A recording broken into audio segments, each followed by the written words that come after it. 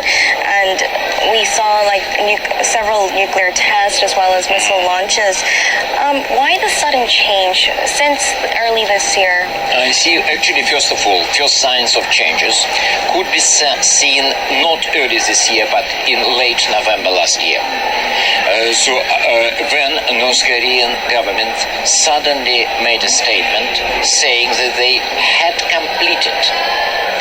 fully completed the nuclear and missile development, which was a nice face-saving way to introduce moratorium.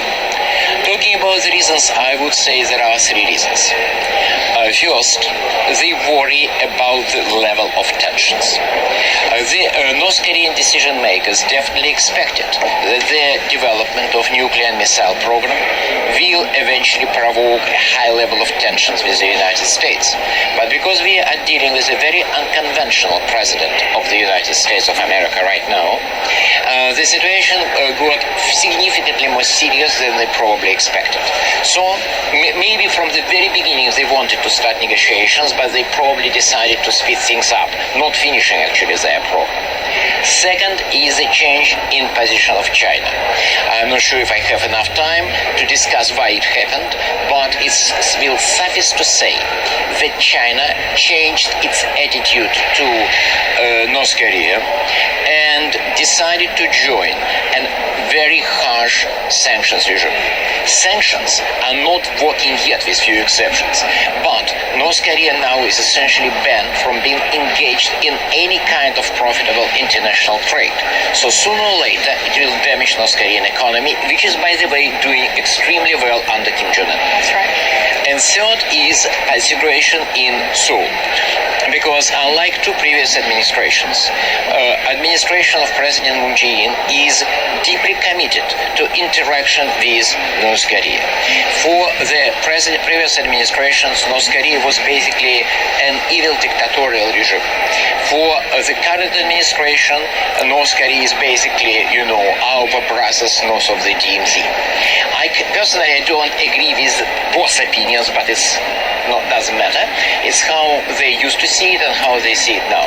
And Moon Jae-in administration is probably willing to make much more concessions, to give much more aid, sometimes just straight aid, sometimes aid disguised as economic assistance to North Korea. So combination of unease about level of tension and possible US reaction first. Second, increasing pressure of sanctions, especially because of Chinese new position. And China also indicated that it can change position if North Korea changes policy. And third, the new administration in Seoul, combination of these three factors, pushed North Korea back to the negotiation table. Once again, probably they wanted to do it anyway, but they did it significantly sooner than probably they would do it in a different situation. So yes, China was like a long-time ally of North Korea, but yes, its change in attitude could have brought it to the negotiating table. Now, Professor Lakoff did mention that President Moon Jae-in may be willing to make more concessions and more aid. Now, in exchange for denuclearization, North Korea is expected to make its own demands. What kind of demands do you see North Korea making? Secure guarantees, secure regime to be established. That's number one priority. Definitely no question about that.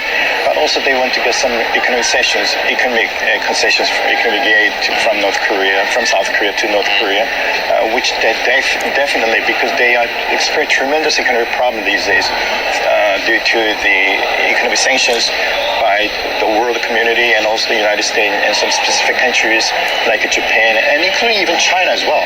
So they're feeling the pinch of these economic sanctions imposed on us for the last 2 or 3 years. And Mr. Kim, because you said this is a really quick turnaround by Kim Jong-un, I think actually you might interpret differently. This is a long, very carefully premeditated kind of plan after they're reaching the status of a complete nuclear weapon system. And then they say with some boast, some pride, that we are going to really negotiate with the United States. So they intentionally raise the ante with South Korea and the United States so that they can come to the negotiating table. But this is typical diplomacy because the progress comes at the 11th hour, last moments of a big deal. So I think that's what Mr. Trump and Mr. Kim Jong-un is trying to get, like a big deal, denuclearization on the North Korean part, and also the economic sanctions, the removal of sanctions, and also the normalization relationship with North Korea by the United States. So these are two very important options or negotiating card for both Mr. Trump and Mr. Kim. So I think this is not something that we have been expecting because North Korea is trying to advance its nuclear and missile kind of programs for the last 3 or 4 years.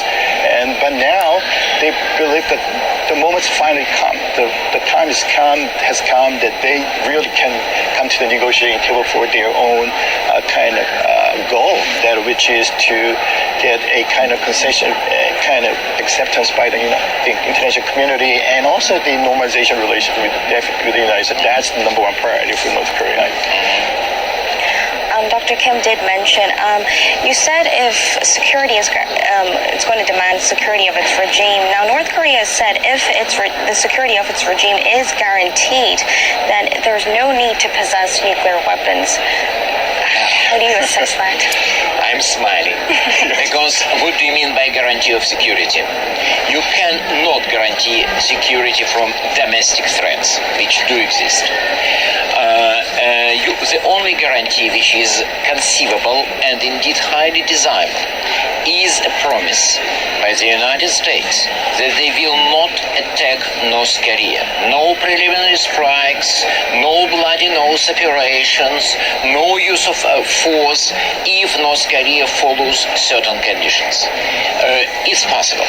But is it regime security guarantee? Definitely it's not. And I'm pretty sure that such a guarantee will be given. But it's lip service to denuclearization because without such a lip service, it's not going to succeed. But let's concentrate on something which is doable. That is serious reduction of the possible threats which is coming from the North Korean nuclear program.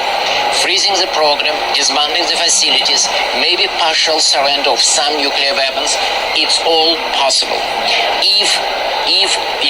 If incentives are right. Denuclearization, well, we are going to hear a lot of talk about it. It's probably not going to happen. And if some people, especially in the United States, say it's bad, denuclearization or nothing, I can say denuclearization or war, which will probably create more problems than nuclear North Korea with a rather limited nuclear arsenal. So some people have said like the Holland missile test and nuclear test is probably because North Korea is probably in the final stages of completing its nuclear programs or has already done so. What's your take on this?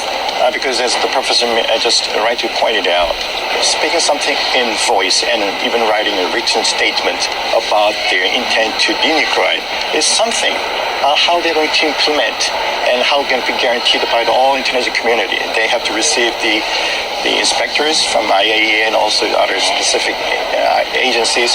So it'll take a long time. And so I think for the North Korean leadership, they also need a kind of not just commitment, but also a kind of safeguards measures that can really guarantee its region survival, which including the kind of opening a liaison office in Pyongyang, for example. That's a very first important thing. I think the media has reported that the United States, Mr. Mike Pompeo has discussed this matter with the North Korean leadership, that they are willing to open a liaison office, which was actually planned about 20 years ago. And there was a lot of Americans who are actually nominated to serve at that liaison office at that time, 20 years ago. But now 20 years have passed. And I think this kind of question, how we're going to guarantee this is just a theoretical question, but when it comes to reality, take many years and many more specific measures to really guarantee North Korea. But North Korea should come out and opening up, and it's going to give a kind of freedom to its people because now they achieved the kind of nuclear and missile capability, and also they said they're going to master the ICBM capability, for example, even though we don't recognize that kind of capability. So this kind of gradual step on the part of North Korean leadership and also some other measures by the South Korean government and also U.S. government will guarantee they work together as a kind of guarantor for the region's survival. Because if you look at the last 20 years, we are talking about the kind of collapse of the North Korean region, both implosion, explosion, and the starvation of 2.5 million, as many 2.5 million North Koreans, and maybe another sudden change by the North Korean leadership. This really prompts a very kind of anger by the Pyongyang leadership because South Koreans expecting some kind of sudden collapse of the North Korean region because there was the death of their leaders at the time, like Kim Jong-il and Kim Il-sung. So this actually has occasioned a great concern in South Korea. So who might succeed him? Because grandfather and father and the young, the son. Maybe because for the last 5 years we are really concerned about the stability or instability of the Kim Jong-un region, for example. Because if you look at the past history, there was a death of the leaders in North Korea, and there was a concern, which is a very legitimate concerns. What if North Korea turns very insecure? So we should be ready for that kind of instability cases. So we are talking about collapse scenarios, which doesn't mean they really want the North Korea to be collapse. But actually we are preparing kind of collapse if there is such a kind of case really happens. But this is all for all deterrence purposes. But now we have a new government in Seoul, and the chances are we believe that North Korea has become very stabilized, and they're heading for just different directions from his father and his grandfather, which is good for us, both of us. So I think this is in that sense, this is a very turnaround for Kim Jong-un from his father and from his grandfather. Now he can just kind of brag and boast about his own capability and his firm grip of the party and the military and the government. So with this kind of personal confidence in his power, I think he can really dictate what he really wants. And I think this will be discussed between the two leaders and also our high-ranking government official who will accompany him today on both sides today. So, 아유,